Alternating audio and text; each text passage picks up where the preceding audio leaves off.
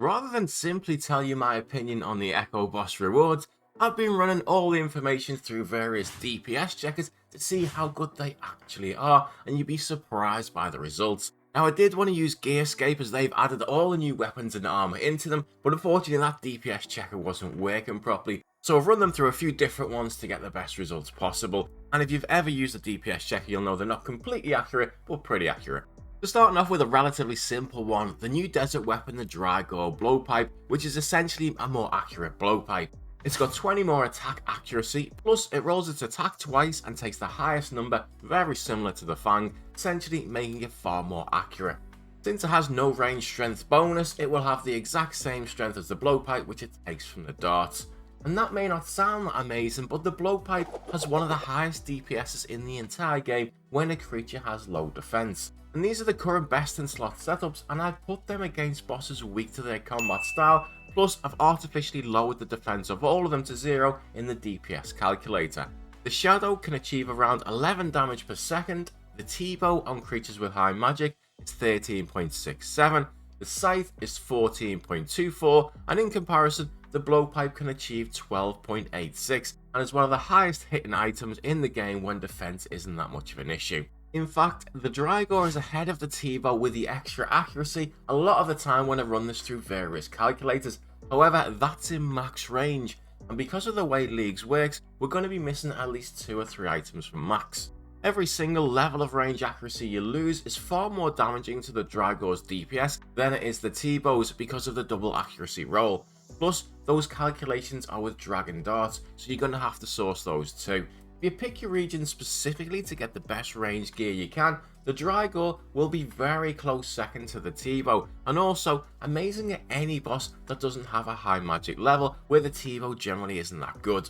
However, without a decent range gear setup, all you get is a slightly better blowpipe, but if we get a relic or masteries and increase our range accuracy, this could end up being absolutely amazing. A God Sword that has every special attack of the others combined into one, but first it needs 91 Slayer in order to get it, so straight away it's likely to be a long time before you actually unlock this one. It's also all about the special attack. Since the stats are exactly the same as a God Sword, it's highly likely that you won't be using it for any other purpose. So the damage you will do for the special attack is 25 from the Ancient God Sword, 37.5% higher hits. It doesn't say whether that stacks or not, lower their defense by the amount hit and restore some hit points and prayer. So that's going to be around 60 damage on average when you hit, plus all of the other benefits, which makes it very competitive with Declaws and the Void Waker on damage, but just much better all round. I think this could be very good in God War's dungeon and similar bosses with low health, if either we can home and teleport and restore our special attack after each kill, and then use something like Last Recall to get back to the boss and keep repeating it, or if one of the combat relics we get restores special attack at a much higher rate. My biggest gripe with this one though is that Slayer is one of the slower skills, and depending on the points that we get for Slayer, it may mean getting slower points than you can get elsewhere just to obtain the item. So realistically, chances are to get any use out of this weapon, you're going to need to pick a Slayer relic if we get one, be given or choose Last Recall, and also pick combat masteries that restore special attacks faster. It is possible that this could be really amazing, but that window of opportunity looks incredibly small. The Wilderness has 2 items, starting out with a Kopesh, which is quite complicated to work out, but we do have a fairly good comparison to the Fang at Corp, since it specifically says it does full damage here when most weapons have their damage halved. It also has a stab attack style, and I presume it's specifically in there just for this boss. The weapon has less accuracy and a tiny bit less strength than the Fang at Corp. However, it's a 4-tick weapon, whereas the Fang is a 5-tick. So without any relics and a couple of Dragon Warhammer or Elder Maul specs to lower Corp's defense, the DPS between the two is very similar. However, every Leagues we have had a relic that increases our accuracy, and if we do get one, or even more special attack energy to get more Elder Maul hits in, if we hit almost every time on Corp, Kopesh could be up to 20% more DPS here. On Slash, it's also plus 16 attack and plus 11 strength over the Blade of Saldor, making it one of the best one-handed Slash weapons in the entire game. Now it's really hard for me to put that through a DPS calculator, but comparing the Blade of Saldor to the Scythe against various creatures, the 16 attack and 11 strength isn't going to make up more DPS than the Scythe against large creatures.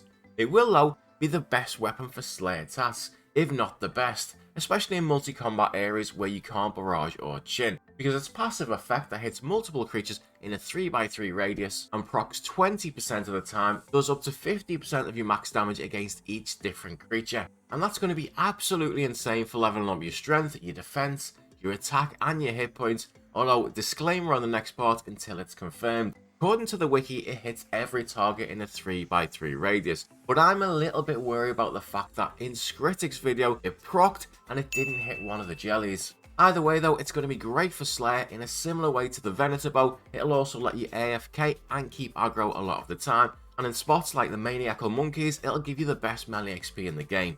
The only minor downside with the weapon is just that it's mainly slash, and if you get the sight, it's not going to be as good against most of the bosses in different areas that are weak to it, and that is usually where we get most of our league points. But that is not the only echo item in the region, because we also get an incredible offhand. Compared to the Fremennik, it has 4 more strength and a little bit more accuracy. Surprisingly, it's also got plus 13 accuracy over the Odium ward, although the ward has plus 4 strength, which is probably more desirable in leagues. And it also has 3 more mage accuracy over the Malediction, but again 2% less magic strength. But it is the best melee offhand in the game in just one region, and better than the next best that requires both Asgarnia and Morytania in order to be able to get it. Its passive effect also reduces all damage from absolutely everything that is not direct, such as poison, ice, dragonfire and so on, making it extremely useful for people trying out new content that haven't done it before, although I will say that anyone getting it for that reason will probably hope that it was in any other region other than the wilderness if they're trying to learn the game. Now, is that enough for people to take the wilderness? Maybe not, but throw in a few wilderness specific combat masteries and we could be talking. What's becoming apparent though with the Echo bosses is that it's entirely possible to not pick a raid region and still have a completely badass setup. In Morytania we have the Gloves of the Damned, which is absolutely amazing for this region even just from the stats alone. This region is probably the most complete one in leagues, giving you a whole set for every combat style from Barrows, the Scythe, Full Inquisitors, Rapier, Blood Fury and so on, and this really completes it and allows you to pick absolutely any 2 regions that you want with it.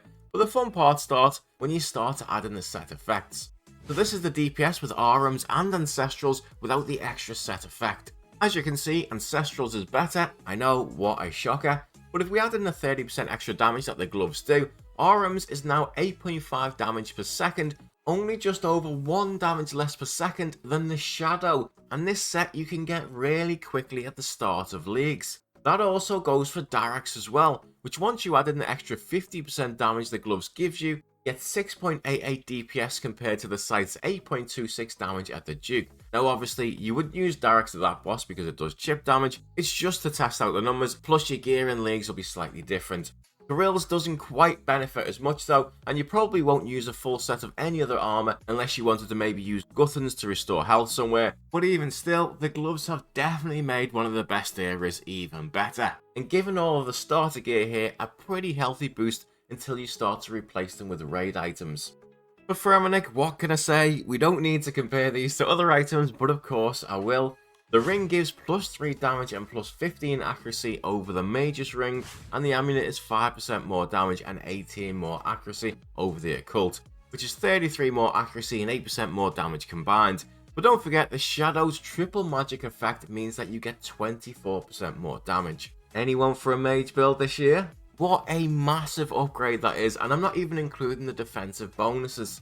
They also give a ridiculous amount of range strength and accuracy over the usual best in slot items, and for the first time we could see how powerful the combinations of echoes can be from different regions, because with the desert and the Dragor blowpipe this will massively benefit from the accuracy and the strength bonuses that these 2 items bring.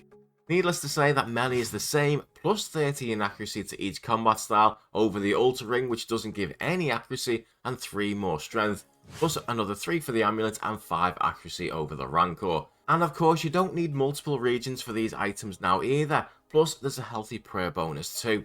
Running that through a DPS calculator seems to work out to be about 0.6 to 0.7 more DPS in the melee build by using those 2 items. So far, this is the region I've seen and thought I really want these items, and paired with Darax for extra damage, we could again be seeing a ridiculous max hit in leagues. Next up, let's give Kandarin a chance because it was probably the least compelling when I first watched it, and it's been taking a ton of heat in the Discord. But how much is double elemental damage weakness? Is it better than the Shadow, worse than the Shadow, or about the same? Now, I've deliberately selected a non-fire spell with the best magic setup where you can use a Tome of Fire against Zulrah, and then done another DPS calculator with Fire Surge instead to test just how much extra DPS we're getting from the 50% bonus, and that works out to be about 1.88 damage per second. So in theory, if we add that on again for the additional 50% that we're going to get from the amulet, it makes the DPS about 10.89 compared to the Shadow, which gives us 9.77. And it appears that despite it taking an absolute battering off a lot of people, it is better than the Shadow or anything that has an elemental weakness.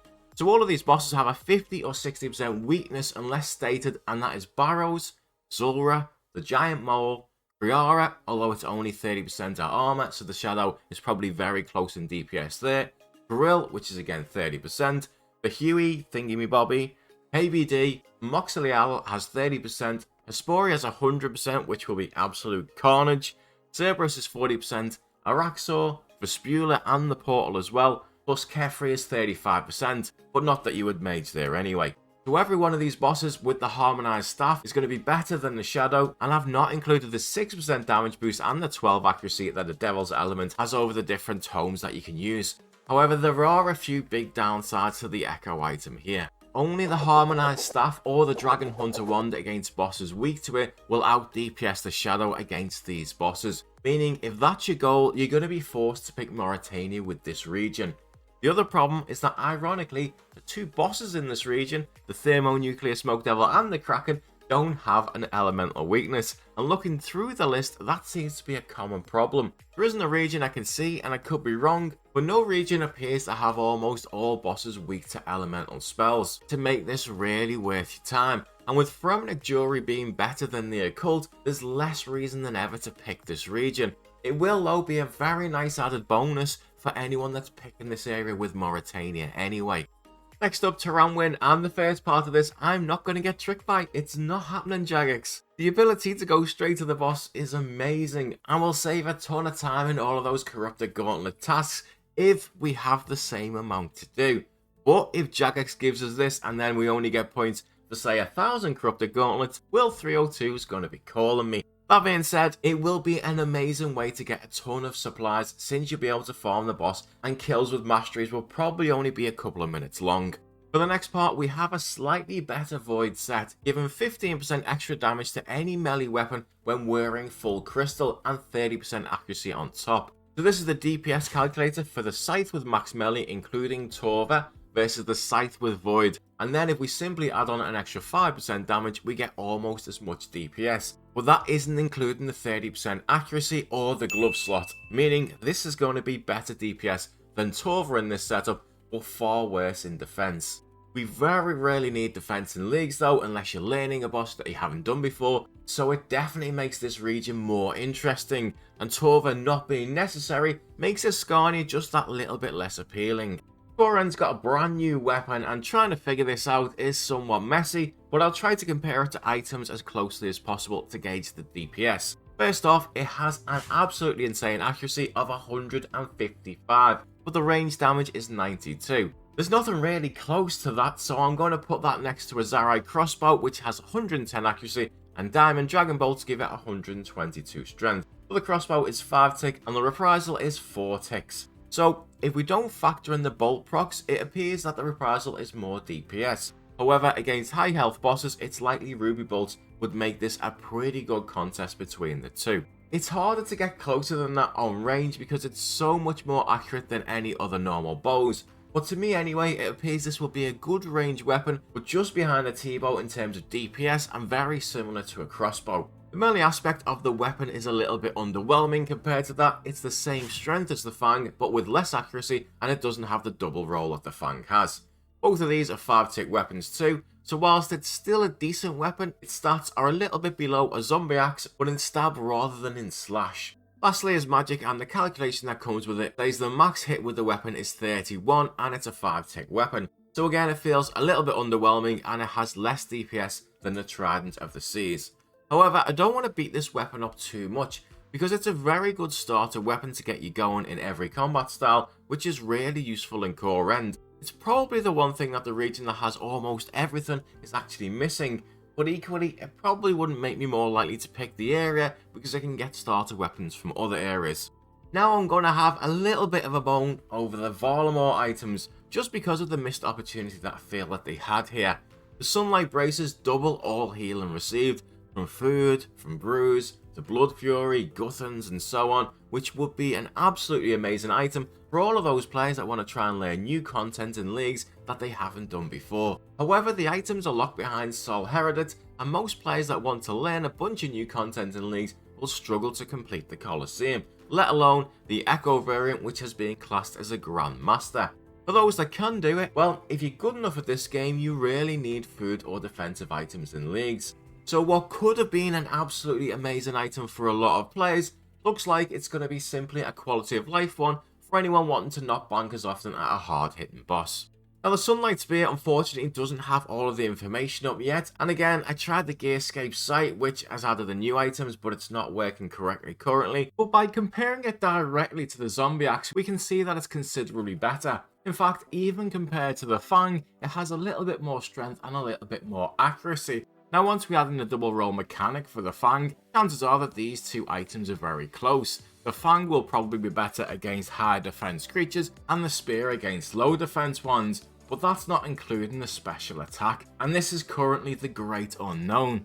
All it tells us is you build up stacks and you get 1 for every hit, and you can use up to 7 at a time. So every 7 hits you get a special attack, but we just don't know how powerful it is. But it's very much looking like that this is going to be better than the Fang, especially in leagues where accuracy is generally not as important. It also has a ton of defense, which is very unusual for any kind of weapon, and it very much comes across that this weapon is better than the Fang, a very good all-round weapon, good for defense, and whilst the 75 slash it has isn't going to compete with the Scythe, it is going to be best in slot for stab.